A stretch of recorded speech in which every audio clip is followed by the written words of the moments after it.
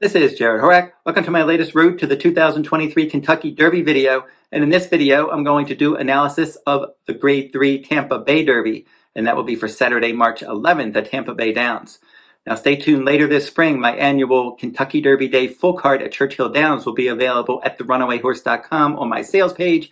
And you can go over there and get more details as we get closer to the race.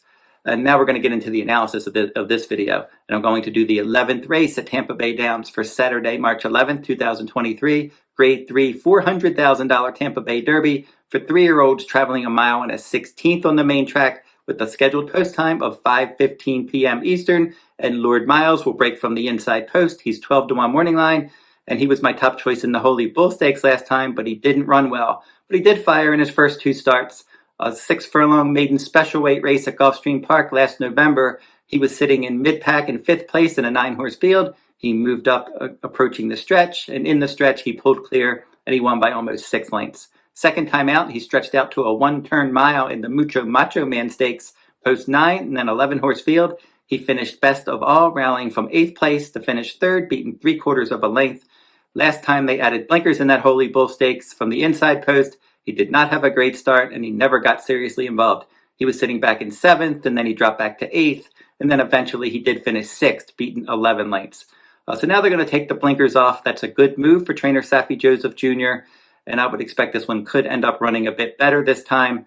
This one is a son of Curlin. Paco Lopez gets aboard. He's 5 for 12 at Tampa Bay, and Saffie Joseph is 5 for 14. So you have some good connections that are sending out live runners at Tampa Bay. Saving ground from off the pace, he's going to need some pace help. Number 2, Classic Car Wash for trainer Mark Casse. This is the gelded son of Noble Bird, and he's run 4 times with 2 wins and a 3rd place finish. He did not fire in his 5-furlong debut last summer at Gulfstream, but since then he's run well. He won very easily in a maiden optional claiming race at 7 furlongs in December, stalking and winning by more than 8 lengths. In his next start, it was a Florida-bred entry-level allowance race at 1 mile and 70 yards on all-weather ground on January 6th. He wired the field from the inside post. He won by more than 2. Last time out, the Grade 3 Sam F. Davis, the local prep race for this race. That mile and a 16th race was on February 11th, and he rallied from 10th place to just get 3rd at 12-1 odds. So now look for him to probably rally from off the pace, but you got to like his versatility. He went wire to wire in that allowance win. He stalked and pounced in his maiden win, and he rallied from off the pace last time. So from that inner post, look for him to they can place him anywhere, I think, but I think he's probably going to try to rally from a bit off the pace. Classic Legacy is next. This one is an Into Mischief colt for trainer Bill Mott, and Irad Ortiz Jr. takes the call here. He did not fire in his career debut last summer in a sprint race on fast ground at Saratoga, but second time out at Aqueduct, he ran a much better race, rallying from 11 lengths back to finish 2nd, beaten 4 lengths. In his 3rd career start, he was the heavy favorite. He pressed the pace on a sloppy track at Aqueduct at 7 furlongs, and he won by more than 3. And then in the Sam F. Davis last time, he rallied from 9th place. He finished 4th, beaten 2 3/4 lengths, and he was only ahead behind Classic Car Wash. So I would expect, just based on the connections, that he's going to take a decent amount of money. He was 10-1 last time. He's 6-1 morning line. I think he'll take a bit of action in here, and I would not be surprised if he earned a minor award. Groveland is next, and this one is a Godolphin runner. Street Sense is the sire. Medaglia d'Oro, the dam sire, and Owen Hardy trains this one. And this horse has run well in all 5 starts, finishing in the trifecta each time. Rallied from 10th place in his all-weather sprint debut to finish 3rd. And the winner was the next out winner. And this one came back at Tampa Bay Downs in December, and he finished 3rd, rallying from off the pace at 6 furlongs. And then they had that 2 sprints to a route angle going for him on December 24th. And in that 1-40-yard local race, he stalked from 2nd, and he gamely won that race by a neck. And then his first start against Winners Optional Claiming Company, 1-40 yards on a good track on January 13th. He chased the pace. He was in good contention throughout. He was 8-1. He finished 2nd by a length. Prairie Hawk won that one. He's in this race. And then the show finisher there was the next out winner. Last time out in the Sam F. Davis Stakes on February 11th, he stalked the pace and he finished a decent 2nd. Litigate was the winner for trainer Todd Pletcher in that race. He was 21-1, Groveland was, and that wasn't a bad effort. So I think that he can sit a decent stalking trip in here. He's just going to have to run a bit faster. Mikey Bananas is the next one. He's number 5, and he's 30-1 morning line. Pablo Morales will ride this one. This is the gelded son of Constitution, and FedBiz is the dam sire. He's run 7 times with a win, 2 seconds and 2/3. He's run 3 times at Tampa with a 2nd and 2/3 place finishes. And he started his career on all-weather ground, and that was where his win was, at Presque Isle Downs, 2nd time out. 4.5 furlong debut at Presque Isle, he was 2nd. Then he wired the field at that same distance, 2nd time out. And then in the Victoria Stakes at Woodbine in July, he was no threat. They tried him in a turf stakes race at Kentucky Downs in his next start. He was 8th and last that day. And then in his last 3 optional claiming starts at Tampa Bay, 2 of those races at 6 furlongs, he finished 3rd in those. And then a mile and 40 yards last time, he added Lasix, and he finished 2nd behind a runaway winner, and he was clearly 2nd best. Just looking at his speed ratings, he's going to have to get much faster to compete with these. I think he's going to be sitting within striking range throughout. Number 6, Tapit Trice. He's your 8-5 morning line favorite. This son of Tapit, out of a Dunkirk dam, has run 3 times with 2 wins and a 3rd for trainer Todd Pletcher. They paid $1.3 million for this one, and he's starting to put it all together now. In his career debut, it was a 1-mile race at Aqueduct around 1 turn in November. He rallied from 7th place. He was 7 lengths back, and he finished 3rd, beating a couple lengths. Flavian Pratt rode him that day. Kendrick Carmouche was aboard in his 2nd career start, and in that race in the mud, he did get the job done. He was 2-1 in his debut. He was the favorite 2nd time out. Again, 2nd time out, he rallied from 7th place, but this time he won. Slip Mahoney was 2nd, and he was a clear 2nd. That one came back and hit the board in the Gotham Stakes after breaking his maiden. And then this horse for Pletcher, last time out, optional claiming race, a 1-turn mile on a fast track at Gulfstream Park on February 4th. He aired that day. From the inside post, he stalked, he took the lead, and he won by 8 lengths. He added Lasix. He's going to lose Lasix here, but his speed ratings have improved in each of his 3 starts, and he's the fastest horse on paper.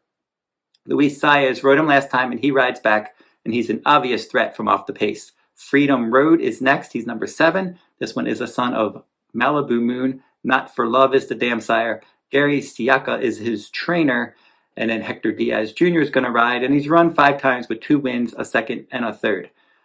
This horse, his first career start at Monmouth, rallied from 6th place to win nicely. And then the runner-up was the next out winner, and he was 27-1 that day. His 2nd start in the Sapling Stakes, he was no threat there. The Laurel Futurity, he was a distant 3rd. His last 2 optional claiming races at Delaware Park at 6 furlongs, that was last October. He rallied to finish 2nd, and then he rallied from off the pace at Tampa Bay Downs at 6 furlongs last time to get the job done. He's going to have to get faster because his 2 sprint races, he ran pretty good. His last 2 sprint races at 6 furlongs, but now he's going to run against better company and at a longer distance, and he really wasn't a serious threat in his 2 stakes races. Dreaming of Kona is the next one. This one is a son of Fast Anna, and he's 30-1 morning line, so he's a big price. And he won his career debut at Presque Isle Downs, wiring the field by more than 9 lengths. 2nd time out of Tampa in the inaugural stakes. He finished 3rd in a 7-horse field, and he was a clear 3rd there, not a bad effort. The Mucho Macho Man Stakes, he crossed the line 2nd, but he was placed 1st through disqualification. And then the Sam F. Davis, he was an early factor from post 9, and he retreated. He finished 7th, beating 12 lengths. So against this kind of company, he's going to have to run much better than he did in the Sam F. Davis, and that race didn't seem particularly strong. Shesterkin is next, and this one is a son of violence for trainer Todd Pletcher. Street Cry is the dam sire, and I think he could probably end up liking this longer distance. He wired the field in his career debut at Gulfstream Park at 7 furlongs on December 31st. He was 3-1 that day. 2nd time out optional claiming race, he was actually the favorite against Tapit Trace. He could not match strides with that one. He was 90 cents on the dollar, but he was 2nd, beaten 8 lengths. But it was a clear 2nd finish. He had the outside post in a 6-horse field, and now Edgar Zayas gets aboard. They paid $330,000 for this one. He's got a lot of upside. He's putting blinkers on, but he does lose Lasix in here, but he ran better without it in his debut. I think he can certainly get up on the pace, and he's still got a lot of upside with just 2 races under his belt, good connections. There's some things to like here, but he's going to have to run much better. He's going to have to make up 8 lengths on his stablemate. Champion's Dream is next. He's number 10 for trainer Mark Cassidy. This is a son of Justify. Tapit is the dam sire. See, like the pedigree here, he's 20-1 morning line, and he won his career debut. That was 7 furlongs on a fast track. He was a well-beaten 5th in the Champagne Stakes. The Grade 3 Nashua, he bounced back and won that one on a fast track. And then the Pasco Stakes, he was 2nd, beaten the neck. But then in the Sam F. Davis, he was 11th, beaten 60 lengths. He was bumped early. He tried to get involved, and then he didn't hang in there very long. He was 2nd by a half length after 4 furlongs, but he just could not hang in there, and he just retreated. He was eased. And now, I guess it's a good sign that they're bringing him right back in a stakes race, but he's really going to have to run so much better, and he's never run fast enough to beat a field like this. Zydeceaux is the next one. Cajun Breeze is the sire, and this is a gelding. He's a Florida bred, and he's got 6 starts with 3 wins, a 2nd and a 3rd. Has won at Tampa Bay Downs before. He won the Pasco Stakes. But prior to that, he broke his maiden in a maiden claiming 16,000 at Gulfstream. That was last summer, and he won by 9 lengths. He just romped that day. His 2nd start, he finished 2nd against Optional Claiming Company at 7 furlongs, and then he was 3rd against Florida Bred Allowance Company. A couple 7 furlong races after that. He won both at Gulfstream, and then the aforementioned Pasco Stakes. Sam F. Davis from Post 11, he set the pace. He finished 5th. So look for him to be a pace factor in this race, again, from an outer post. Prairie Hawk rounds out the field.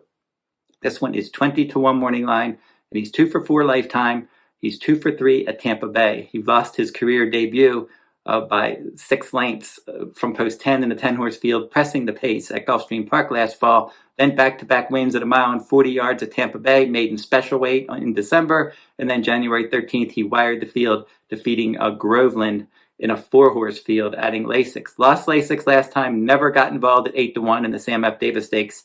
He had Post 2 that day, and now he's hung way out in Post 12, and he's going to have to run much better than he did last time. So looking at this race, obviously this race goes through the favorite in here.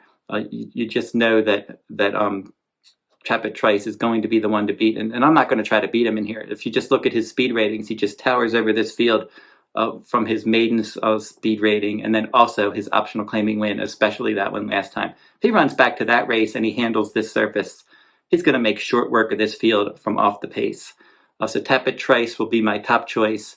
My second choice is going to be Lord Miles. I liked him last time. I'm going to give him one more chance. With those blinkers off, I think he can run better. I think he's going to save ground, and maybe he can rally off the pace and grind away and end up finishing 2nd in this spot. And then for my third choice, number 9, Shesterkin. So I'll make a win wager on Tapit Trice, but I'm not expecting a huge price. He's 8-5 morning line. I doubt that holds up. I think he's going to take more action than that. But he's my top choice. So I'm going to play a one-way exacta. Tapit Trice over number 1, Lord Miles, and then a trifecta key, Tapit Trice over number 1, Lord Miles, number 9, Shesterkin. So don't forget to like, subscribe, and comment if you like this content. Each week I do these Oaks and Derby points races, so stay tuned to my YouTube channel for this whole series. We're getting deeper into the series now. These points races are getting more important as we keep rolling along. And again, that will wrap up this video. Like, subscribe, comment, and I'll see you next time. Good luck at the races.